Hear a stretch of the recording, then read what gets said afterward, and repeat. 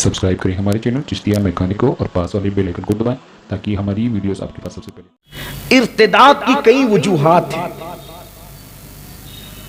Number एक, इर्तिदाद जिस रास्ते से हो रहा है शादी उसका बहाना बन रही है। क्यों शादी बहाना बन रही है? इसलिए कि वो लड़कियों की उम्र हो गई और उम्र से अब ज्यादा उम्र हो गई।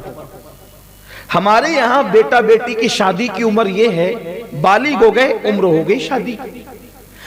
अब उस उम्र के बाद उनकी शादियां नहीं हुई।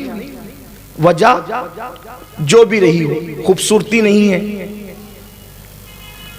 जो लोग उन लड़कियों को मुर्तद बना रहे हैं भगा के ले जाकर, वो उन लड़कियों की खूबसूरती नहीं देख रहे हैं, क्योंकि उन्होंने तो रखना ही नहीं है ना। उन्होंने तो करना ही है, ले जाना है, चंद दिन साथ रखना है, उसके जिस्म से खेल लेना है, खिलवाड़ कर लेना है, बाद में छोड़ देना है। न घर की रहे न घाट की रहे, ये मंसूबा है। इसलिए उसकी खूबसूरती भी नहीं देखी जाती, जैसी है ले जाया जाता है। चेहरा सादा सीधा है, बहुत ज्यादा खूबसूरत नहीं है, किसी ने रिश्ता नहीं किया। मेरे भाई किसी ने नहीं किया, रिश्तेदार तो कर सकते थे ना। सिला रहमी का मतलब सिर्फ किसी को पैसे रिश्तेदार को देना थोड़ी है। रिश्तों को निभाने का एक तरीका यह भी तो हो सकता है कि अपने एक भाई की, चचाजाद भाई की या सगे भाई की, फूफीजाद भाई की या खालाजाद भाई की कोई रिश्ते में अगर सीधी सादी सूरत वाली लड़की है और अब उसको बाहर वाला कोई करने के लिए तैयार नहीं है, तो क्या हम उसको अपने घर की बहू नहीं बना सकते? हुस्न ज्यादा न होने की वजह से उसके साथ शादी नहीं हो रही है तो हमने भी छोड़ दिया। या खूबसूरती तो है, हुस्न तो है, मगर मान नहीं है उसके पास। अब हम भी रिश्ता करने के लिए निकलते हैं, बहुत दूर तक जाते हैं सिर्फ माल के लिए, सिर्फ दौलत के लिए। दौलत के पुजारी हो गए हैं लोग, माल के पुजारी हो गए हैं लोग। जहेज कहां मिलेगा, ये कहां मिलेगा, वो कहां मिलेगा, वो कहां मिलेगा, या तो फिर कम से कम ये नाम कहां मिलेगा। यार फुला के बेटे का रिश्ता किसके साथ होगा? वो फुला साइजिंग वाले के, वो फला कारखाने के खातेदार के साथ, वो फला के साथ। याद रखो, अच्छी तरह याद रखो, कितने भी बड़े मालदार के साथ अपने बेटे का रिश्ता कर दो, यार वो पूरी दौलत थोड़ी उठा करके दे देगा, जितना देना उतना ही देगा। और इंसान का देना तो इंसान का देना है, इंसान देगा तो अपनी हैसियत के मुताबिक देगा। मगर याद रखना, अगर सिला रहमी की नीयत से अपने किसी गरीब रिश्तेदार के घर तुम जाकर बैठ जाते हो और उसके यहाँ रिश्ता करके उसकी फिक्र को दूर कर देते हो, अल्लाह की इज्जत की कसम, मालदार अपनी औकात के मुताबिक देगा, लेकिन किसी गरीब की दुआ लग जाएगी तो अल्लाह अपनी शान के मुताबिक अता फरमाएगा। सिला रहमी का अंदाज देखो, देखिए आप, हजरत कासिम,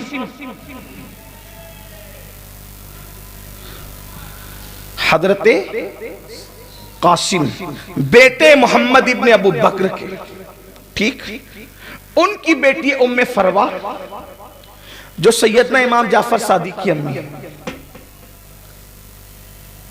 हजरत मोहम्मद बिन अबू बकर और अब्दुल रहमान बिन अबू बकर, ये दोनों भाई भाई समझे हुए हैं, आपस में रिश्ता किया। फिर देखें, इमाम हसन और इमाम हुसैन दोनों भाई भाई समझे हुए हैं, आपस में रिश्ता किया है। इमाम हुसैन की बेटी सैयदा फातिमा सुगरा और इमाम हसन के बेटे सैयदना इमाम हसन अल मुसन्ना, इन दोनों का रिश्ता हुआ और इनसे जो बेटा पैदा हुआ उसका नाम रखा गया अब्दुल्ला अल महज। जमीन का ये पहला सैयद है जिसको हसनी और हुसैनी होने का शरफ हासिल है। लोग कहते हैं मैं यतीम खाने से ढूंढ के ला रहा हूं, मैं फुला गरीब बस्ती से ढूंढ के ला रहा हूं। सही बात है, सब तरफ से ला, लेकिन पहले अपना घर देख, पहले हकदार तेरे रिश्तेदार हैं। आजकल तो लोगों को रिश्तेदारियों में रिश्ता करने में थोड़ी सी, अरे थोड़ा नया ढूंढो, फिर नया ढूंढते तो फिर नया मिलता ही है। हाँ, हंसने की बात नहीं, वो नया तो नया ही मिलता है। फिर हुजूर अलैहिस्सलाम ने अपनी सबसे चहीती बेटी बाहर नहीं दी, मौलाए कायनात को दी। जब کہ بڑے بڑے رئیس، بڑے بڑے متقی، بڑے بڑے پرہیزگار مان چکے ہیں۔ آقا علیہ السلام نے فرمایا اللہ کے حکم کا انتظار بھی تھا، اور جب رشتہ کر دیا تو فرمایا فاطمہ میں نے اپنے خاندان کے سب سے بہترین انسان کے ساتھ تیرا رشتہ طے کر دیا ہے۔ بعد میں وہ ترتیب چلتی رہی اور اس کی ایک تفصیل ہے۔ تو صلہ رحمی کا مطلب صرف کھانے کے لیے پوچھنا نہیں ہے، صرف دعوت کرنا نہیں ہے، صرف پیسے دے لے خرچہ کرنا نہیں۔ اگر اللہ نے تمہیں نوازا ہے تو اپنی بہن کی بیٹی، اپنے بھائی کی بیٹی، رشتہ نہیں آ رہا ہے، ان کی فکر کو حل کی، یا تو کہیں اور کروا دو اپنے سورسز سے کھڑے ہو کر کے، یا پھر کم سے کم تم اپنے گھر لے آؤ۔ اور آپس میں رشتے کرنے کی بڑی برکت ہے۔ میں اکثر لوگوں کو کہتا ہوں دیکھو رشتے جتنے ہوتے ہیں اتنی محبت ہوتی ہے۔ یہ اللہ نے رشتوں میں تاثیر رکھی ہے۔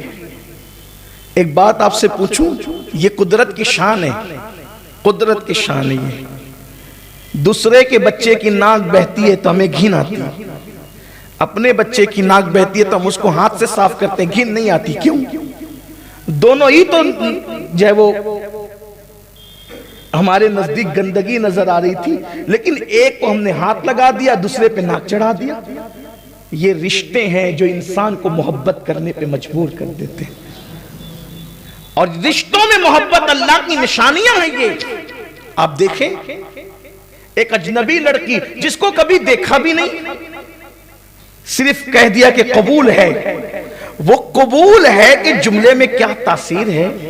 یہی تاثیر ہے نا کہ وہ جڑ گئی ہے آپ سے رشتے میں۔ رشتے میں جڑنا تھا کہ اور جو پرانے رشتے تھے وہ بھی اتنے قریبی نہ ہو سکے جس قبول نے اتنا قریب کر دیا، اتنا قریب کر دیا۔ رشتے نبھاؤ، بیوی سے بھی نبھاؤ کیونکہ یہ رشتہ ہی بڑا قریب ہے۔ ایک دن حضرت سارہ کی شکایت، حضرت سارہ کی شکایت ابراہیم خلیل اللہ نے کی، اللہ میری بیوی تھوڑی سی ذرا میرے ساتھ کچھ گفتگو تیز کر لیتی، عورتیں ہیں، حالانکہ کوئی معمولی خاتون نہیں ہے سارہ، جس کی رضا کو قدرت نے خلیل اللہ کے لیے اپنی رضا قرار دیا، کہ جو سارہ کہتی وہ کر جائیں، یہ میری رضا ہے۔ اسی حضرت سیدہ سارہ کی شکایت کر رہے ہیں ابراہیم خلیل، اللہ وہ ذرا گفتگو تیز کر لیتی ہے آج کل۔ اللہ نے فرمایا ابراہیم میں نے تو عورت کو ٹیڑھی ہی پسلی سے پیدا کیا ہے، اب اس کو سیدھا نہ کرنا، سیدھا کرو گے تو توڑ دو گے۔ نبھاؤ، نبھا کرو، نبھا کرو، نبھانے کا حکم دیا کہ نبھاؤ اس کو۔ اور پھر اللہ تبارک و تعالیٰ نے بشارت دی کہ جو لوگ عورتوں کی سختیوں پر، ان کی تلخیوں پہ صبر کرتے ہیں، گھر بیٹھے رہنے کے بعد بھی ہم انہیں جہاد میں شرکت کا ثواب عطا کرتے ہیں۔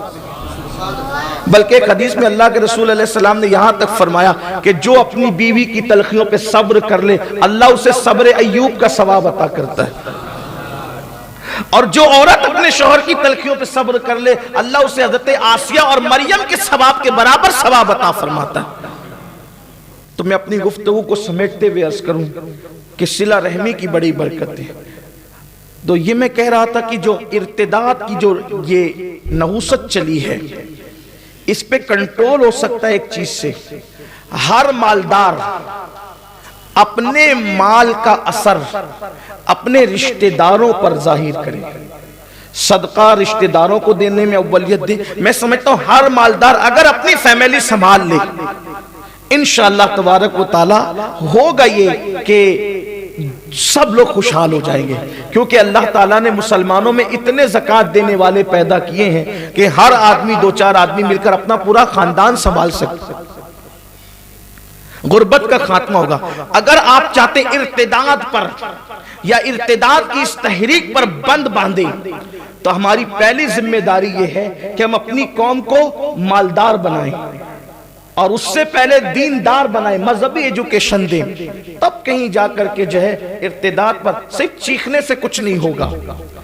तकरीरें इसका हल नहीं है, अखबार की तहरीर इसका हल नहीं है, यूट्यूब चैनलों पे बैठ करके इस पर गुफ्तगू करना, डिबेट करना इसका हल नहीं है।